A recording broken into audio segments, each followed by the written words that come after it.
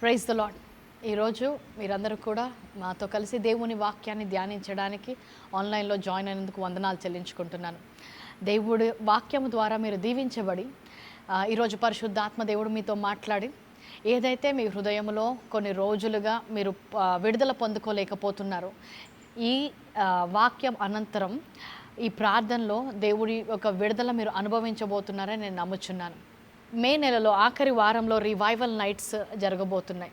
దాని కొరకు మనమందరం కూడా ప్రతిష్ఠించుకొని ప్రార్థన ద్వారా దేవుని వాక్యాన్ని ధ్యానించడం ద్వారా మనల్ని మనం సిద్ధపరచుకుంటున్నాం. అలాగే దేవుని యొక్క వాక్యము ఈరోజు పరిశుద్ధాత్మ దేవుడు మీతో మాట్లాడుచుండగా మీరు రివైవల్ నైట్స్కి రావడానికి సిద్ధపడుతుండగా మీ హృదయాన్ని సిద్ధపరచుకోవడానికి ఈ వాక్యం తోడ్పడుతుందని నేను నమ్ముచున్నాను. మీలో అనేకులు ప్రార్థన అవసరాలు ఉండొచ్చు, ఎన్నో ప్రశ్నలు ఉండొచ్చు. ఈరోజు మీ జీవితంలో జవాబు రాని ప్రార్థనలు ఉండొచ్చు. ఉన్న పరిస్థితులను బట్టి లేదంటే జరుగుతున్న విషయాలను బట్టి కొంతమంది కృంగిపోయి ఉండొచ్చు. అయితే ఈరోజు వాక్యము ద్వారా చింత గురించి నేను మాట్లాడాలనుకుంటున్నాను. చాలామంది వారి యొక్క జీవితంలో చింత కలిగి ఉన్నారు, ఎంతగానో చింతిస్తున్నారు. దాని ద్వారా దేవుడు మనతో ఏం మాట్లాడాలనుకుంటున్నాడు, చింత గురించి ఆయన వాక్యంలో ఏముందో తెలుసుకోవాలని నేను కోరుకుంటున్నాను. మత్తయి సువార్త 11వ అధ్యాయము 28వ వచనంలో మనం చూసినట్లయితే, ప్రయాసపడి భారము మోస్తున్న సమస్త జనులారా నా యొద్దకు రండి, నేను మీకు విశ్రాంతి కలుగా చేతును. సో ఈరోజు ఎలాంటి ఒత్తిడిలో ఉన్నా, ఎలాంటి భారము మోస్తున్నా, ఎంత బరువుగా మీ హృదయం ఉన్నా కూడా ఈరోజు యేసుక్రీస్తు దగ్గరికి రావాలని ఆయన కోరుకుంటున్నాడు. ఎందుకంటే మీ కాడి బరువుగా ఉండొచ్చు, కానీ ఆయన తేలికైన కాడి మీకు ఇవ్వాలనుకుంటున్నాడు. ఆ భారము లేదంటే హృదయములోని విచారణ, చింత మీరు మోయాల్సిన అవసరము లేదు అంటున్నాడు. ఎప్పుడైతే యేసుక్రీస్తు మీరు సొంత రక్షకుడిగా స్వీకరించాడో ఆయన మీ జీవితంలో శ్రమలు ఉండవు అనట్లేదు.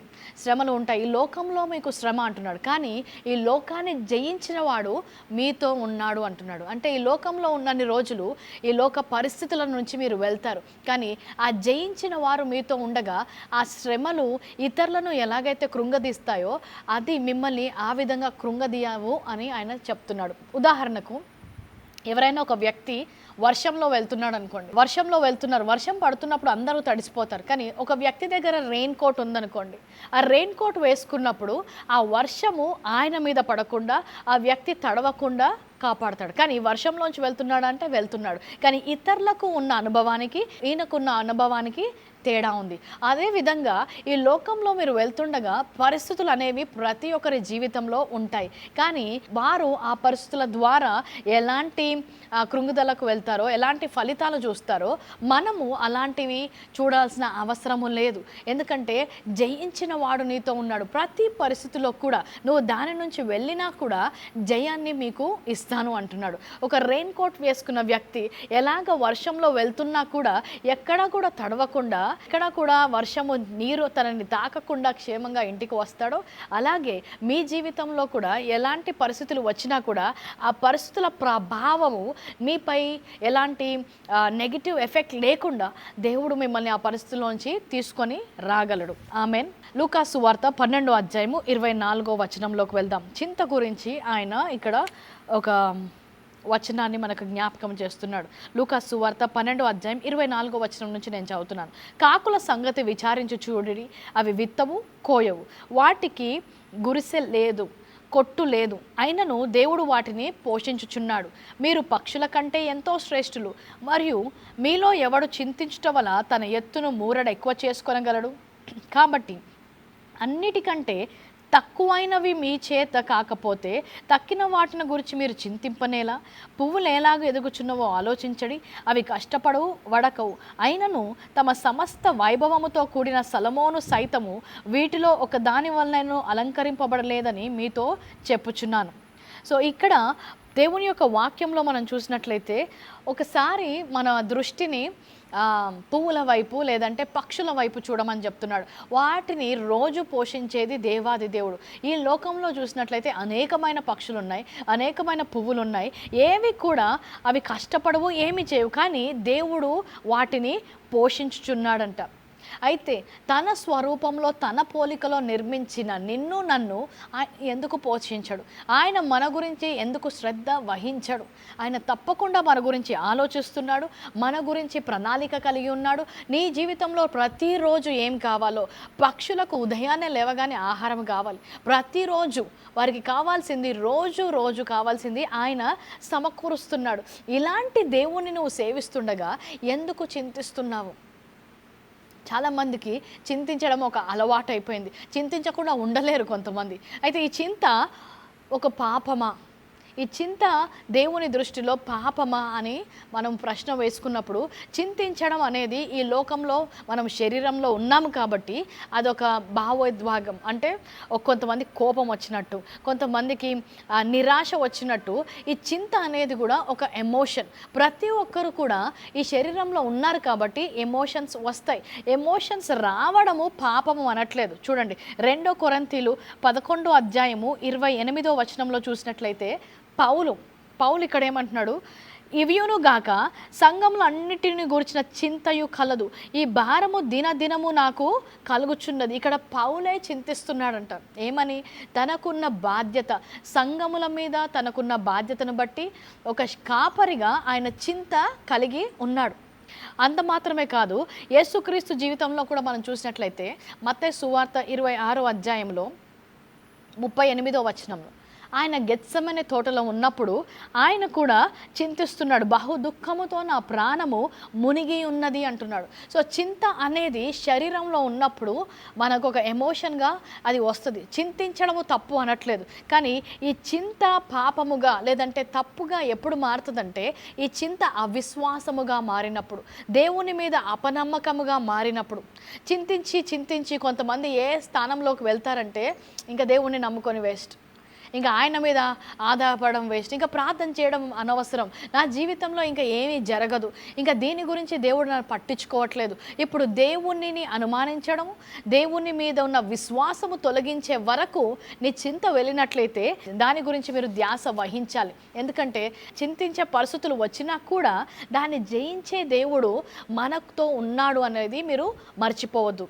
అదే ఇందాక చింత గురించి మనం చదువుతుండగా మత్తయి సువార్త 6వ అధ్యాయం 30వ వచనంలో ఎవరైతే చింతిస్తున్నారో వారి గురించి ఆయన ఏమంటున్నాడంటే, నేడుండి రేపు పొయ్యిలో వేయబడు అడవి గడ్డిని దేవుడు ఇలాగూ అలంకరించిన ఎడల అవిశ్వాసులారా మీకు మరి నిశ్చయంగా వస్త్రములు ధరింపజేయును కదా. ఆయన వాక్యములో ప్రతిరోజు కూడా పువ్వులు వస్తుంటాయి, పువ్వులు రాలిపోతుంటాయి. ప్రతిరోజు కూడా కొన్ని గడ్డి మొలుస్తుంది, గడ్డి రాలిపోతుంటుంది. ఒక్కరోజు ఉండే ఒక పువ్వు గురించి, కొన్ని క్షణాలు ఉండే ఒక గడ్డి గురించి ఆయన అంతగా ఆలోచించి వాటిని అలంకరిస్తే, మీ జీవితము నిత్య జీవము కొరకు ఆయన ఆలోచించి ఉండగా మీరెందుకు దేవుడు చేయలేడని చింతిస్తున్నారు? వారిని చింతిస్తున్న వారులారా అనట్లేదు, అవిశ్వాసులారా అంటున్నాడు. అంటే విశ్వాసము ఇప్పుడు ఎంతవరకు వెళ్ళింది వీళ్ళ చింత? దేవుని మీద విశ్వాసము కోల్పోయేంత వరకు, ఇంకా దేవుడు నా జీవితంలో ఏమీ చెయ్యలేడు అనేది. ఒకవేళ ఈ మాట వింటున్న మీరు కూడా అలాంటి స్థానంలో ఉన్నట్లయితే తిరిగి వాక్యము ద్వారా దేవుడు మీతో మాట్లాడుతున్నాడని నమ్ముచున్నాను. ఆ విశ్వాసంలోకి వెళ్ళొద్దు, అనుమానంలోకి వెళ్ళదు. కొన్ని పరిస్థితుల బట్టి కొంత చింత వచ్చినా కూడా దేవుడు నాతో ఉన్నాడు, ఏదో కార్యము ఆయన తప్పకుండా చేస్తాడన్న విశ్వాసము తిరిగి మీకు కలుగునుగాక. చూడండి, పేతురు విషయంలో ఆయన ఒక తుఫానులోకి వెళ్తాడు. ఒక తుఫాను లాంటి సందర్భము ఆ శిష్యులు ఆ రోజు అనుభవించినప్పుడు ఆ తుఫాను వారిని ముంచలేదు, కానీ ఆ తుఫాను వారు ఎప్పుడూ చూడలేని ఒక గొప్ప మిరకల్, అంటే ఒక గొప్ప అద్భుత కార్యము చూసేలాగా వారికి అవకాశాన్ని కల్పించింది. ఒకవేళ ఆ రోజు తుఫానులోకి వాళ్ళు వెళ్ళకపోయి ఉండనట్లయితే నీటి మీద నడిచే అనుభవము పేతురుకు వచ్చేదే కాదు. నీటి మీద నడిచిన తర్వాత దేవుడు ఆయన చేతి దగ్గర నుంచి పట్టుకొని మునిగిపోతున్న ఆయనను లేపి ఎలాంటి పరిస్థితుల్లో ఉన్నా కూడా అన్నిటిపై జయాన్ని ఇస్తానని పేతురికి ఒక నూతన అనుభవాన్ని ఇచ్చాడు. ఏది వచ్చినా కూడా దేవుడు నన్ను విడువడు అనే ఒక గొప్ప అద్భుతము ద్వారా ఆయనకి ఆ విశ్వాసాన్ని దేవుడు నేర్పించాడు. ఈరోజు కూడా ఒక తుఫాను లాంటి సమస్యలోకి వెళ్ళినట్లయితే, తుఫాను లాంటి పరిస్థితిలో మీరు చిక్కినట్లయితే తిరిగి వాక్యము ద్వారా మీరు గుర్తు చేసుకోవాల్సింది ఏంటంటే నూతనమైన విశ్వాసంలోకి మీరు నడవాలి. ఎప్పుడు చూడని అద్భుత కార్యాలు, దేవుని ద్వారా మీరు ఎప్పుడు పొందని మేళ్ళు, ఇంకా సాక్ష్యాలు మీరు ఈ పరిస్థితిలో వెళ్ళినప్పుడు మీరు పొందబోతున్నారని నేను నమ్ముచున్నాను. ఆమేన్. సో చింతించిన వారికి ఆయన ఫిలిప్పీలకు రాసిన పత్రిక 4:6 మాట్లాడుతున్నాడు. దేనిని గూర్చు చింత పడకుడి. ఆ మాట విన్నప్పుడు కొన్నిసార్లు చాలా అసాధ్యమైన కార్యంగా అనిపిస్తుంది. దేని గురించి కూడా చింతించకుండా ఎలాగ ఉంటాం? ప్రతిరోజు ఏదో ఒక వార్త వింటాము. ప్రతి మాసములో లేదంటే ప్రతి కాలములో కొన్ని పరిస్థితులు వస్తుంటాయి. చింతించకుండా ఎలాగుండాలి? ఆయన మాట చెప్తున్నప్పుడు దేనిని గురించి చింతించకుడి, కానీ ప్రతి విషయంలో ప్రార్థన విజ్ఞాపముల చేత కృతజ్ఞతాపూర్వకంగా మీ విన్నపము దేవునికి తెలియజేయుడి అంటున్నాడు. సో ఎప్పుడైనా మీరు చింత వచ్చినప్పుడు మీరు దాని గురించి ఆలోచించొద్దు, కానీ ఏం చేయమన్నాడు? వెంటనే ప్రార్థన మొదలు పెట్టాలి అంటున్నాడు. సో చింతించడము, ఆందోళనలో ఉండడము ఒక విషయం అయితే, ఆ విశ్వాసములోకి వెళ్ళి దేవుణ్ణి అనుమానించడము మరొక విషయం. ఇంకా నేను దేవుణ్ణి నమ్మలేను, ఇంకా నేను మళ్ళీ చర్చకు వెళ్ళలేను, ఇంకా నేను ప్రార్థన చేయలేను, నాకు ఇంకా బైబిల్ చదవాలనిపించట్లేదు, ఇంకా దేవుని మీద నాకు నమ్మకము పోయింది, నా జీవితం మారుతుందన్న ఆశ పోయింది, ఇంకా ఇలాంటి సమస్య నుంచి దేవుడు నన్ను రక్షిస్తాడన్న నిరీక్షణ కోల్పోతున్నారు. అది చాలా ప్రమాదకరం. ఎందుకంటే చింతించినప్పుడు కొన్ని విషయాలు జరుగుతాయి. మొదటిగా చింతించినప్పుడు జరిగే మొదటి విషయం ఏంటంటే, మీరు చింతించినప్పుడు ఏదైతే ముఖ్యమైన విషయాలు మీ జీవితంలో మీరు ధ్యాస ఉంచాలో దాని నుంచి మీ ధ్యాస తొలగిపోతుంది. సో లూకా సువార్త 10:38 ఒక సంఘటన మనము వాక్యంలో నుంచి చూద్దాం ఇక్కడ ఏమవుతుందో. లూకా సువార్త 10:38 మార్తా మరియా గురించి ఒక సంఘటన ఇక్కడ రాయబడి ఉంది. అంతటా వారు ప్రయాణమై పోవుచుండగా ఆయన ఒక గ్రామంలో ప్రవేశించను. మార్తా అను స్త్రీ ఆయనను తన ఇంట చేర్చుకొనెను. చూడండి, యేసుక్రీస్తు అక్కడి నుంచి వెళ్తుండగా ఆయనని పిలిచింది ఎవరు? మార్తా. సో మార్తా యేసుక్రీస్తుని పిలిచింది. ఒక్కొక్కసారి మన జీవితంలో కూడా ఎప్పుడైనా ఎవరైనా గెస్ట్ని మనము ఇంటికి పిలిచామనుకోండి, మనకు ఎక్కువగా స్త్రీలకు, మీకు ఈ విషయం తెలుసు, గెస్ట్లు వస్తున్నారు అనగానే ఇల్లంతా శుభ్రం చేస్తారు. అప్పుడు కర్టెన్స్ మారుస్తారు, బెడ్షీట్స్ మారుస్తారు, ఇల్లంతా మంచి స్మెల్ ఉందా లేదా చూస్తారు, ప్లేట్స్ గ్లాసెస్ అంతా సరిగ్గా ఉందా, వంట సరిపోతుందా. ఒక్కొక్కసారి ఎవరైనా గెస్ట్లు వస్తున్నారు అన్నప్పుడు ఎంతగా అది సెట్ చేయడానికి చూస్తారంటే ఉన్నదానికంటే ఎక్కువ వండుతారు. ఇవన్నీ కూడా ఈ స్ట్రెస్ మార్తకు ఉంది. ఎందుకు? ఆయన పిలిచారు ఇప్పుడు ఒక భోజనం కోసము, లేదంటే ఆ రోజు యేసుక్రీస్తుతో ఎంతమంది ఉన్నారో నాకు తెలియదు, కానీ చాలామంది వస్తున్నట్టున్నారు. అందుకే మార్త తను ఒక ఒత్తిడిలో ఉంది. ఇంకా సమయము అయిపోతుంది, అందరూ వచ్చారు, చేయాల్సిన కార్యము చాలా ఉంది అని. అయితే అక్కడ తన సహోదరి అక్కడ ఉంది. ఎవరు? తను మరియా. అయితే 39 నుంచి, ఆమెకు మరియా అను సహోదరి ఉండెను. ఈమె యేసు పాదముల యొద్ద కూర్చుండి ఆయన బోధ వినుచుండెను. మార్త విస్తారమైన పని పెట్టుకున్నట చేత తొందరపడి ఆయన యొద్దకు వచ్చి, ప్రభువా, నేను ఒంటరిగా పనిచేయటకు నా సహోదరిని నన్ను విడిచిపెట్టినందుకు నీకు చింత లేదా? ఇప్పుడు మార్తకేమైపోయింది? చాలా పని ఎక్కువైపోయింది. ఆమె ఒక్కటే పని చేస్తున్నట్టు చూస్తుంది. మరియనేమో యేసుక్రీస్తు పాదాల దగ్గర కూర్చొని ఆయన చెప్పే మాటలన్నీ కూడా వింటుంది. సో ఇద్దరి యొక్క జీవితంలో మనం పరీక్షించినట్లయితే ఏది ముఖ్యమైనది? యేసుక్రీస్తు తన ఇంటికి వచ్చినప్పుడు మార్త అన్ని సిద్ధపరచడం ముఖ్యమే, కానీ యేసుక్రీస్తు ఆ ఇంటిలో ఉన్నప్పుడు ఆయన మాటలు వినడము చాలా ముఖ్యం. ఆయన ఏం చెప్తున్నాడో అది వినడము చాలా ముఖ్యం. కానీ ఈమె ఎంత ఒత్తిడిలో ఉందంటే ఏది ముఖ్యమైందో దాని నుంచి ఆమె తొలగిపోయింది.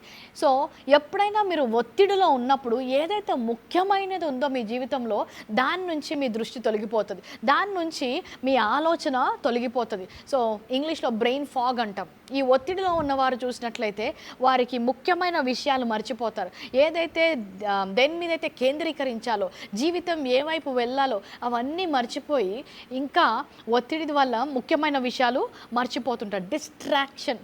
ద వర్డ్ డిస్ట్రాక్షన్ అనే వర్డ్కి గ్రీక్లో అసలైన మీనింగ్ ఏంటంటే టు బి పుల్డ్ అపార్ట్, అంటే to go in 2 different directions. So ఇటువైపు నీ జీవితం వెళ్ళాలి.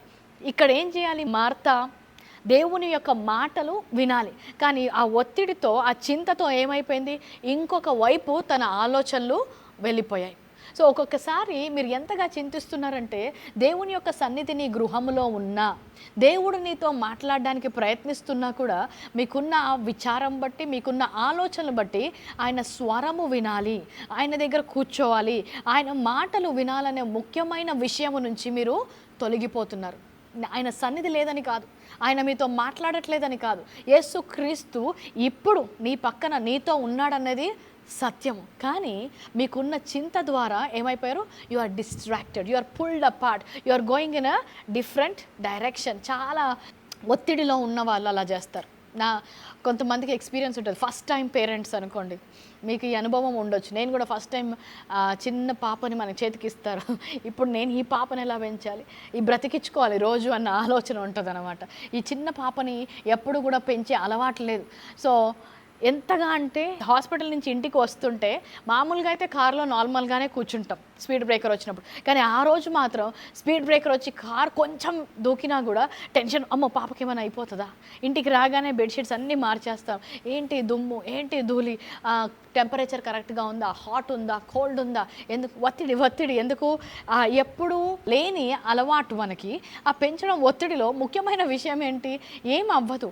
ఆ తల్లిగా నేను చేయాల్సినది ఆ బిడ్డ కోసం ప్రార్థించడము, ఆ బిడ్డకు కావాల్సినవన్నీ చూసుకోవడం. కానీ ఈ ఒత్తిడిలో ఉన్నప్పుడు ఏమవుతుందంటే, ముఖ్యంగా తల్లిదండ్రులైన వారు ఏం చేస్తారు, పిల్లలకు దేవుని వాక్యం చెప్పడం, ప్రార్థన చేయడం మానేస్తారు.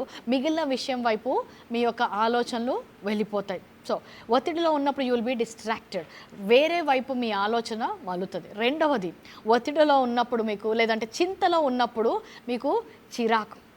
మార్తకు కూడా చిరాకు వచ్చింది. ఇప్పుడు ఎంత చిరాకు వచ్చిందంటే తన చెల్లెల మీదే కాదు, యేసుక్రీస్తు మీద కూడా ఆ చిరాకు చూపిస్తుంది. వచ్చి యేసుక్రీస్తునే అంటుంది, దేవా నీకు చింత లేదా, ఏం చేస్తున్నారు మీరు ఇద్దరు ఇక్కడ కూర్చొని, నాకేమో ఇంత పని ఉంటే మీరిద్దరు కూర్చొని ముచ్చట పెట్టుకుంటున్నారు ఏంటి అన్నట్టు. అందుకు ఆమె ఏమంటుంది, ప్రభువా నేను ఒంటరిగా పనిచేయటకు నా సహోదరు నన్ను విడిచి పెట్టినందున నీకు చింత లేదా. నాకు ఇప్పుడు ఏమవుతుంది, చిరాకు. చింతలో ఉన్నవారికి చిరాకు ఎక్కువ ఉంటుంది. ఎందుకు అరిచేస్తుంది అందరి మీద, ఎందుకు అసలు ఎవరి మీద చిరాకు తీయాలో కూడా ఆమె మర్చిపోయింది. చాలామంది దేవుని మీద చిరాకు పడడం మొదలు పెడతారు. ఇప్పుడు ఏంటి ప్రభా ఇలా ఎందుకు చేస్తున్నావు ప్రభా, నన్ను ఎందుకు రక్షించుకున్నావు, నాకెందుకు ఇచ్చావు పిల్లల్ని, నాకెందుకు ఇచ్చావు ఇలాంటి భర్తని, ఎందుకు ఇలాంటి వివాహాన్ని ఇచ్చావు. ఇప్పుడు వాళ్ళ మీద చిరాకు పడడమే కాదు, కానీ ఇప్పుడు ఎవరి మీద చిరాకు పడతారు వీళ్ళు, దేవుని మీదనే చిరాకు పడుతున్నారు. ఆయన ఎంతగానో ఆలోచించి నీ యొక్క జీవితం గురించి ఆలోచించి సరియైన వ్యక్తులను సరియైన సమయంలో నీ దగ్గరికి పంపించినా కూడా ఈ చింత వల్ల ఏమైపోతుంది, ఇప్పుడు దేవుడి మీద చిరాకు పడతారు. మూడవదిగా, ఈ చింతలో ఉన్నవారు అనారోగ్యంలోకి వెళ్తారు, లేదా get sick physically. Proverbs chapter 12:25, సామెతలు 12:25, ఒకని హృదయములోని విచారము దాని కృంగజేయును, దయగల మాట దాన్ని సంతోషపట్టును. ఈ చింత ద్వారా ఏమవుతుందంట, కృంగిపోతారు, వారి యొక్క ఆరోగ్యము క్షీణించబడుతుంది. కేవలము వాక్యంలో నుంచే కాదు, నార్మల్గా మీరు ఎవరైనా డాక్టర్స్ దగ్గరికి వెళ్ళినప్పుడు చూడండి, ఏదైనా అనారోగ్యంతో వెళ్ళినప్పుడు మీరు దేని గురించి అయినా చింతిస్తున్నారా, మీ ఆలోచనలో ఏదైనా ఒత్తిడి ఉందా, దేని గురించైనా మీరు విచారము కలిగి ఉన్నారని మొదటిగా ప్రశ్నిస్తారు. Even if you look at the research, hypertension కానీ, డైజెస్టివ్ ఇష్యూస్ కానీ, ఇమ్యూనిటీ డిజార్డర్స్ కానీ, హార్ట్ ఇష్యూస్ అన్నీ కూడా ముఖ్యంగా ఎందుకు వస్తున్నాయి అంటున్నారు, విచారం, చింతించడము ద్వారా. దావీదు తన కీర్తనలో రాస్తూ ఆయన ఎప్పుడైతే చింతిస్తున్నాడో ఆయన శరీరానికి ఏమవుతుందో కూడా చెప్తున్నాడు. చింతించినప్పుడు దావీదు రెండు విషయాల గురించి చింతిస్తున్నాడు. ఒకటి, తన శత్రువుల గురించి చింతిస్తున్నాడు.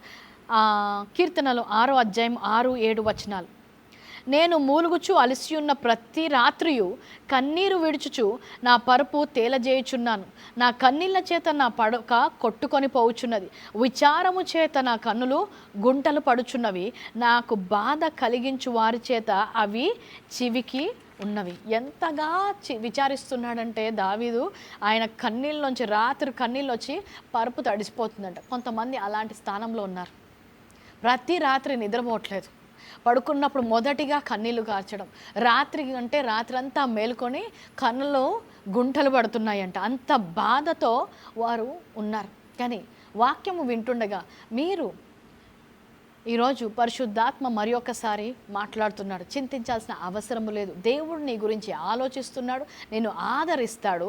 ఏ పరిస్థితిలోనైతే నువ్వు ఉన్నావో తప్పకుండా ఆయన ఒక అద్భుత కార్యము చేయగల సమర్థుడు దేవుడని మరి ఒక్కసారి ఆయన జ్ఞాపకం చేస్తున్నాడు. అలాంటి దేవుని గురించి నువ్వు అవిశ్వాసము కలిగి ఉండకు. దేవుడి మీద విశ్వాసము కలిగి ఉంటే నీ పరుపు తడిచిపోదు. దేవుడి మీద నువ్వు విశ్వాసం కలిగి ఉంటే నీకు నిద్రపోనంతగా ఆ విచారము నీ హృదయాన్ని కృంగతీయవు. ఎందుకంటే ప్రభువా రేపు ఏం జరుగుతుందో మీకు తెలీదు, దాన్ని మీరు కంట్రోల్ చేయలేరు, దాని గురించి ఎందుకు చింతిస్తున్నారు అంటున్నాడు. ఈరోజు ఏం చేయాలో అది చెయ్యు. ఈరోజు నువ్వు దేవుని మీద విశ్వాసం ఉంచి నిద్రపో. ఈరోజు ఎన్నో రోజుల నుంచి నిద్ర లేనివారు సుఖంగా నిద్రపోవుదురుగాక. ఆమేన్. రెండవదిగా ఆయన పాపము గురించి దావీదు చింతిస్తూ ఇక్కడ ఒక మాట అంటున్నాడు. కీర్తనలు 38:3-4. నీ కోపాగ్ని వలన ఆరోగ్యము నా శరీరమును విడిచిపోయెను. నా పాపమును బట్టి నా ఎముకలలో స్వస్థత లేదు. నా దోషములు నా తల మీదగా పొర్లిపోయినవి. నేను మోయలేని బరువు వలె అవి నా మీద మోయబడి ఉన్నాయి. ఇప్పుడు ఆయన శరీరంలో ఆయన ఎముకల మీద కూడా ఆ ప్రభావము పడిందంట. చూడండి, చాలామంది అనారోగ్యంతో ఉన్నారు. దానికి కారణం ఏంటో తెలుసా? మీరు చింతిస్తున్నారు, చాలా విచారిస్తున్నారు. ఎలాగంటే నేను ఆదుకునే దేవుడు లేడన్నట్టుగా. మన ప్రభువు మన యొక్క శ్రమల గురించి తెలియని వ్యక్తి కాదు. మన శ్రమలలో పాలు భాగస్తుడైన దేవుడు, ప్రతి శ్రమ ఆయన ఎరిగిన దేవుడు. సో అలాంటి దేవుడు మనతో ఉన్నాడు అనేది నువ్వు జ్ఞాపకం చేసుకోవాలి. సో చింతించినప్పుడు ముఖ్యమైన విషయం నుంచి తొలగిపోతావు. చింతించినప్పుడు అందరి మీద చిరాకు, దేవుని మీద చిరాకు.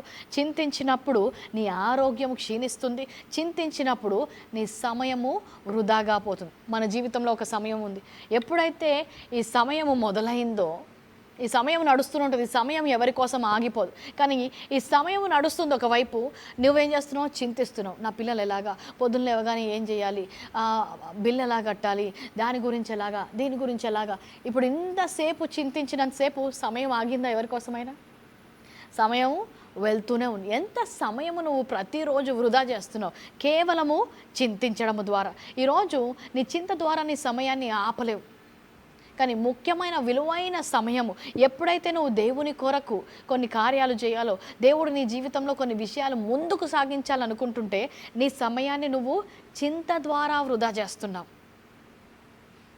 ఈరోజు నువ్వు పడుకోవాల్సిన సమయం, కానీ ఆ సమయం పడుకోకుండా రేపేమవుతుందో, వాళ్ళు ఏమంటారో, వీళ్ళ గురించి ఏంటి, వాళ్ళ అంత మాట అన్నారేంటి, వీళ్ళు ఎందుకు నన్ను ఇంత బాధిస్తున్నారు, ఇవన్నీ ఆలోచిస్తుంటే సమయం ఆగిపోదు. ఏమైపోయింది? ఇప్పుడు తెల్లవారిపోయింది. ఎప్పుడైతే నువ్వు నిద్రపోవాలో, ఎక్కడైతే నువ్వు విశ్రాంతి తీసుకోవాలో, ఎక్కడైతే నీ యొక్క శరీరము విశ్రాంతిలోకి వెళ్ళాలో ఆ సమయమంతా వృధా చేసావు. ఇప్పుడు అనారోగ్యము కలిగింది. సో చింతించడం ద్వారా ఏమైపోయింది? ఇప్పుడు సమయం అంతా వృధా అవుతుంది. సో చింతించినప్పుడు దేవుడు ఏమంటున్నాడు? అసలు చింతించకుండా ఆ చింతను జయించాలంటే ఏం చేయాలి? మొదటిగా ఇందాక మన ఫిలిప్పీలకు రాసిన పత్రికలో మనము చదువుకున్నది ఏంటంటే, దేనిని గురించి కూడా చింతించకుడి, కానీ ప్రతి విషయంలో ప్రార్థన విజ్ఞాపము చేత కృతజ్ఞతాపూర్వకంగా మీ విన్నపములు దేవునికి తెలియచేయుడి. సో ప్రతి విషయంలో కూడా మొదటిగా చింత రాగానే మీరు ఏం చేయాలి? ప్రార్థన చేయాలి. ఎలాగా? కృతజ్ఞతాస్తులతో. సో వెంటనే చింత రాగానే మీరు ప్రార్థన చేసినప్పుడు, ఇప్పుడే కావాలంటే కొంతమంది మీ ఫోన్స్ తీసుకోండి, లేదంటే పేపర్ పెన్ తీసుకోండి. దేవుడు ఇంతకుముందు నీ జీవితంలో చేసిన కార్యాలను జ్ఞాపకము చేసుకొని వాటిని రాయండి. వాటిని బట్టి కృతజ్ఞతాస్తుతులు చెల్లించండి. ఇంతకుముందు స్వస్థపరిచాడా? ఇంతకుముందు నిన్ను సమస్యలో నుంచి బయటికి తీసుకొని వచ్చాడా? ఇంతకుముందు శ్రమలలో నుంచి విడిపించాడా? ఏమున్నా కూడా ఇప్పుడు రైట్ డౌన్ దోస్ 3, ఒక 3 విషయాలు దేవుడు నీకు జీవితంలో చేసిన కార్యాలను రాయడం మొదలుపెట్టాను. చింతించగానే మొదటిగా ఏం చేయాలి? ప్రార్థన చేయాలి. కృతజ్ఞతాస్తుతులు కలిగించే విషయాలు మనం రాసినప్పుడు దేవుని యొక్క సమాధానంతో నింపబడతాం. రెండవదిగా take captive of every thought. 2 కొరింథీ 10:3 దేవుని ఎదుట దుర్గములను పడద్రోజాలనంత బలము కలవై ఉన్నవి. మేము విత్కరములను దేవుని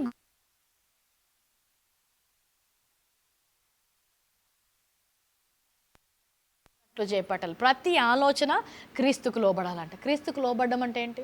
వాక్యానికి లోబడాలి. ప్రతిసారి ఆలోచన రాగానే వాక్యము తెరవాలి. ఆ రోజు పేతురు చింతిస్తుండగా యేసుక్రీస్తు ఏమంటాడు, నీ దృష్టి నా వైపు పేతురు, చింత ఏదైతే శ్రమ కలిగిస్తుందో, ఏదైతే చింత కలిగిస్తుందో దాని వైపు కాదు. సో దృష్టి మళ్ళించాలి. ఏదైతే వాక్యము దేని గురించి అయితే చింతిస్తున్నావో ఆ విషయం గురించి దేవుని వాక్యం ఏం సెలవిస్తుందో దాని వైపు నీ దృష్టి పెట్టాలి. ఒకవేళ అనారోగ్యము మీకు చింత కలిగిస్తుంది అనుకోండి, ఆరోగ్యము గురించిన వాక్యాలు తీయండి. ఒకవేళ అప్పులు మీకు చింత కలిగిస్తున్నాయండి, దేవుని యొక్క సమృద్ధి వాక్యాలు తీయండి. అప్పుల గురించి దేవుడు ఏమంటున్నాడు, ఆ వాక్యము వైపు నీ దృష్టి మళ్ళించాలి. 1 పేతురు 5:7 నీ చింత యావత్తు కూడా నా మీద వేయాలి. ఎందుకు? ఆ చింత ఆయన తీసుకుంటారు. మీరేం చేస్తారు? ప్రార్థన చేస్తారు, కృతజ్ఞతాస్తుతులు చెల్లిస్తారు. రెండవదిగా వాక్యము వైపు మీ దృష్టి మళ్ళిస్తారు. మూడవదిగా దేవునికి సరెండర్ అంటూ గాడ్, దేవునికి సమర్పించుకోండి. ఆయన పాదాల చెత్త కూర్చోవడమే. మరియా అన్నిటికంటే ముఖ్యమైనది ఎంచుకున్నది అంటున్నాడు. సో ఏ చింత వచ్చినా కూడా ఆయన పాదాల దగ్గర ఉండడము, ఆయనకు సమర్పించుకోవడము మీరు నేర్చుకోవాలి. సో చింతిస్తుండగా ఈరోజు చింత యావత్తు మీరు యేసుక్రీస్తు మీద వేస్తుండగా మీ ఇంట్లో చాలామందికి స్వస్థత అవసరమై ఉన్నది. ఆ చింత ద్వారా శారీరకమైన అనారోగ్యము, మానసిక అనారోగ్యముతో చాలామంది ఉన్నారు. మీ కొరకు నేను ప్రార్థన చేయాలనుకుంటున్నాను. అందరం కలిసి ప్రార్థనలో ఏకీభవిద్దాం. ప్రభువానికి స్తోత్రాలు, వందనాలు చెల్లిస్తున్నాం. ఈరోజు నీ మాటలు విన్న ప్రతి వ్యక్తిని బట్టి వందనాలు. ఆయన వారిలో ఎలాంటి చింత ఉన్నా కూడా ఆ చింత యావత్తు నీ మీద వేస్తుండగా శరీరంలో స్వస్థత కలుగును గాక, మానసిక ఆరోగ్యము కలుగును గాక అని ప్రకటిస్తున్నాం. ఈ రోజు నుంచి నూతనమైన సంతోషము, దేవుని యొక్క సమాధానము వారి యొక్క హృదయంలో నింపబడును గాక అని ప్రకటిస్తున్నాం.